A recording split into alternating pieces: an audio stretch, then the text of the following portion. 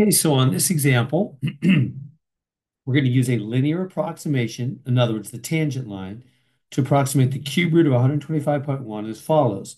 Let the function be the cube root of x. The equation of the tangent line to fx can be written in the form y equals mx plus b. Find m and b, and then use that to find the approximation. Let me give you the big picture, literally the picture of what we're doing here.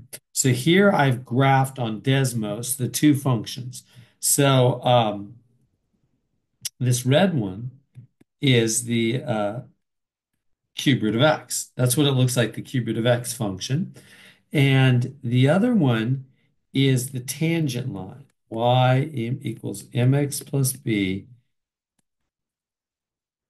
tangent line at x equals 125. You can see it right here. Here's this would be like 130 down here. Here's 125. So if you come up, up, up, up, up, it's not a good line. Let me try that again. Up, up, up, up. Right there. That's it hits right there. The two collide right there. Remember what a tangent line is? A tangent line is a line that barely nicks a function in only one point. So you can see it right there as I make it bigger, smaller. So the blue line is the tangent line, and it barely nicks the red function cube root of x right there at 125. At x equals 125. It barely nicks it. In fact, that's the point. Oops. That's the point over 125 up 5. You can tell, right? It's up at the height of 5.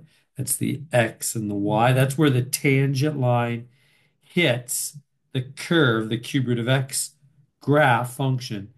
And and the point of this is that in this neighborhood, if you're close around 125, if you're close around where a tangent line hits a curve, they're almost the same thing, right? You can't even hardly tell. In this neighborhood, you can't even tell the blue line from the red line. They're basically right on top of each other. There's almost no difference. Now, as you get further away, as you get way back here, the red and the blue are pretty different from each other. Or same thing if you go way off to the right, the red and the blue start getting more and more different.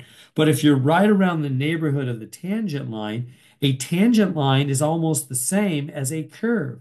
So we say a tangent line is a good approximation for a curve. And you think, why do we care? Well, in higher math and science, chemistry, physics, engineering, things like that, all the time we have difficult functions like cube root of x or even way more ugly, ugly, ugly functions. And we need to do things with them, derivatives and other things. And it's better to just find the tangent line because why? Because that's just a linear equation. Just x to the first part. It's easy to do stuff with a linear equation, take derivatives and other kinds of things. It's really easier. And in the neighborhood of the tangent line, right around where they intersect, they're they're almost exactly the same thing. So in practice, in real life, in physics, chemistry, engineering, when we're doing real life science, a lot of times what they'll do is they'll take a difficult function and they'll say, look, it's hard to do things with that, derivatives, integrals, things like that. So instead, we're just going to use the tangent line, which is almost the same as long as we don't get too far away from where they intersect. We get way over here, no, they're different, or way over there, no, they start to be different. But if we're just like in the neighborhood, which is often what happens in real life, we're just right around where they intersect, we could just use the tangent line. It's basically the same as the original function, and it's so much easier to do stuff with. That's what this section is all about. Okay, back to it. So let's do it. So how do you do it? Well, the first thing is you got to find the the tangent line. So let's go. So here we have the cube root of x. I'm going to write that x to the 1/3 power, right? Remember that a cube root of x is a 1/3 power. Okay, and now how do you find the equation of the tangent line? Well, you got to take the derivative. So the derivative, this is a prime here, what's going to happen? This 1/3 is going to come down, and then you subtract 1 from the power. What's 1/3 minus 1? It's minus 2/3, right? If you're at 1/3, take away a whole, you're down 2/3. So now, what are we going to do from there? So that's the derivative. Now we're going to plug in the point at x is 125. So what is y prime when you plug in 125? Well, you can do it on Desmos. I'll show you. Um, right here. So what is it? I already forgot. It's 1/3 times 125 to the minus 2/3. So it's 1/3 times 125. Oops, 125 to the power of, what was it? Minus one. Minus 1/3 minus, I can't remember. I just keep forgetting. Minus 2/3. Minus 2/3. Okay. Minus 2/3. There we go. Now you can make that a fraction. I'm going to make that a fraction with a little button there. You know, makes a fraction. 1/75th. You don't have to. You could go with the decimal, but I just like the fraction. It's nice and clean. I don't have to write a bunch of decimals. 1/75th. 1/75th. So that y prime is 1/75th. And by the way, remember that's the slope. Oops. That's the slope, the m, and the y equals mx plus b. So we've got the slope. Now, by the way, for those interested, let me show you what just happened there. You want to know by hand? Minus power, remember, goes to the denominator, becomes 1 over 125 to the positive 2/3. Remember, negative powers. I'm just going to show you by hand what happened. Negative powers go to the other side of the fraction, then they become happy positive, and then it's 1/3 times. Now, what's 125 2/3? Well, the 3 swings around in the hook. Do you remember how fractional powers work? This is the cube root of 125 all to the second power, right? Do you remember that? Those kind of rules. You don't have to do this, but Desmos did it, but I'm going to show you. The 125 to the second, the 3 swings around to be in the hook. Now, what is a third root? It's what number times itself 3 times is 125. That's going to be 5, and the root's gone. Right? What times itself 3 times is 125? 5. That's what a cube root has. Let me prove it to you. 5 times 5 times 5. See, it's 125. So, so the cube root of 125 is 5, and then you got to do the squaring. And so then that's 1/3. And what's 5 squared? 25, and then 3 times 25 on the bottom. So that's how you would do it by hand. Anyway, Desmos did it. There it is. 1/75. That's what's going on there. So there's the slope. So now we have, okay, we're like, all right, we've almost got it's y equals mx plus b. We've got the m, that's 1/75th. Now we got to plug in the x and the y to get the b. What's the x and the y? We got it up here. No, we don't. My mistake. Let me just write the rest for now. We know the x is 125. We know that. So how do you know the y? How are we going to do that? Well, the original function, right? The original function that they gave us, let me just write up here, is f of x is the cube root of x. That's y. Remember, function values are y values. F of x, that's always in all of science. So if you plug in the x value of 125, what is y equal? Well, as we said, that's 5. You can do it on Desmos again if you want. Then you can just go cube root. You'd have to hit this button right here. Cube root of 125. Oops, got to do the 100 there. 125. It's 5. You know, what number times itself 3 times 125? 5. So y is 5. So that's the point 125, comma 5. That's the x, that's the y. Of course, we saw that on the graph, right? That's the x, that's the y. That's where they intersect at over 125, up 5. Anyway, we just found it by plugging in. So I hope I'm not confusing you. Let's go back to it. So take the original function, take the derivative, plug in the x value they gave us, 125, work it out, you just hit Desmos. That's the slope. Because remember, a derivative is a slope. So now we got the slope, 1/75th. Then how do you find the x and the y? Well, they gave you the x. Plug the x back into the original function. Don't confuse. You have two things going on here. We have the original function, and then we're finding the tangent line, right? Just like on this graph. We have the original function, the cube root function, and then we have the tangent line. They intersect at 125. We're dealing with both of them. So we have the original function, cube root of x.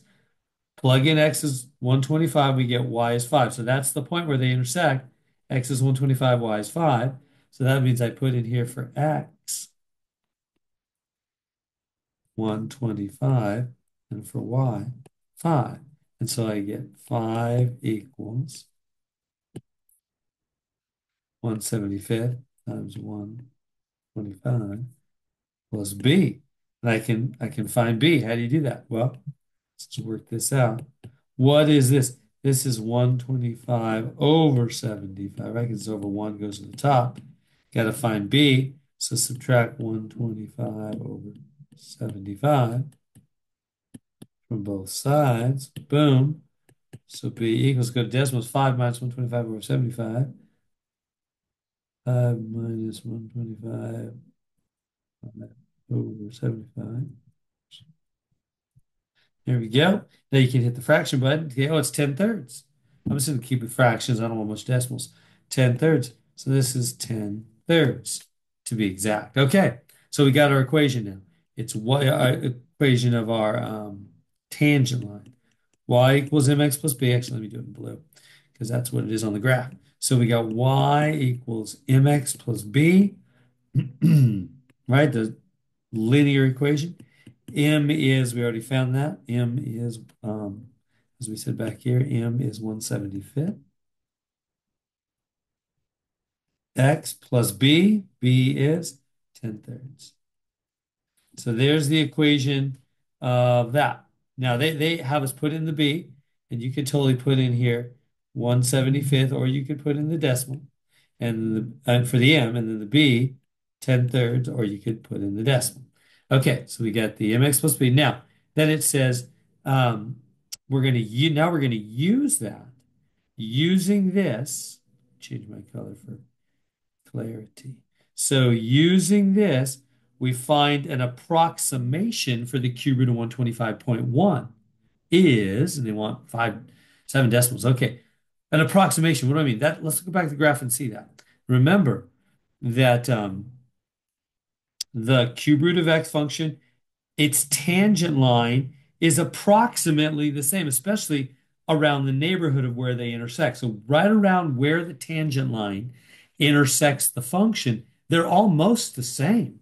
That's why in higher math and science, we use a tangent line as an approximation to the original, more difficult function because they're about the same in the neighborhood of where they intersect. So anyway, we're going to 125.1. That's just a little bit to the right. They're going to be basically the same right there. They're going to be slightly different, but really, really similar. So we're going to basically take that 125.1 and we're going to plug it into the tangent line.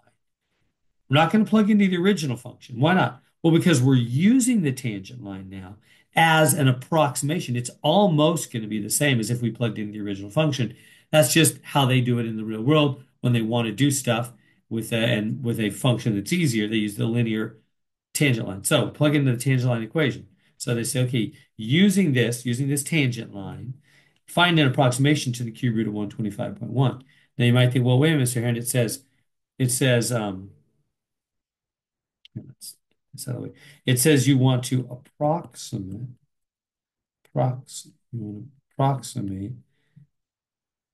the cube root of 125.1, right? By using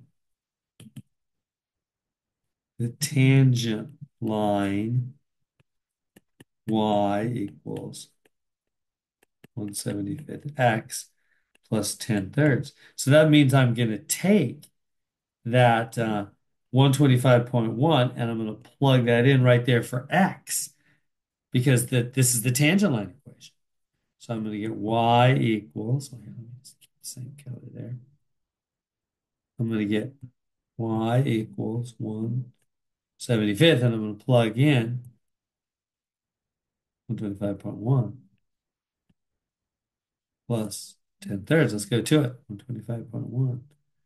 So, um, oh, that I remember now. 1/75 times 125.1 plus 10 thirds, I think. You there? 5.001333. Put it in. Is that the right answer? Yep, there it is. And they want it to 7 decimals. Why? Well, because this is an approximation. Now you might wonder. So we're done. There's the answer. What is the actual value? So actual value of the cube root of one cube root, I should say, cube root of 125.1. What is it? Let's go to Desmos and see. The actual value come down here, cube root of 125. Oops. 125.1. See how they're very, very close? They're only slightly different, like what, 5 decimals out? 1, 2, 3, 4. They actually at 6 decimals out, they finally start to differ, don't they? They're very, very close. Again, you might say, well, that was easier, just stick it in. Well, yeah, I mean, we're just doing an easy example, but in real life, physics, chemistry, engineering, you do super hard things, and it's way easier. We don't just plug in a number. We're just plugging in a number just because we want to get the feel. So we're learning to use the math tool of a tangent line as an approximation to a more difficult function because we just plugged in a number to show how close they are to each other. See, they're very, very close. And that's why on the graph, in the graph, you can't even see the difference. At 125.1, it looks like they're this, I don't know, the red and the blue line are right on top of each other. There is a slight, slight difference, but it's really, really small. And so that's how the tangent line is a good approximation. And you use it in higher physics, math, chemistry, engineering, because you do difficult, difficult things, more difficult than just plugging in a number, and you'd rather use the tangent line. And so there we go.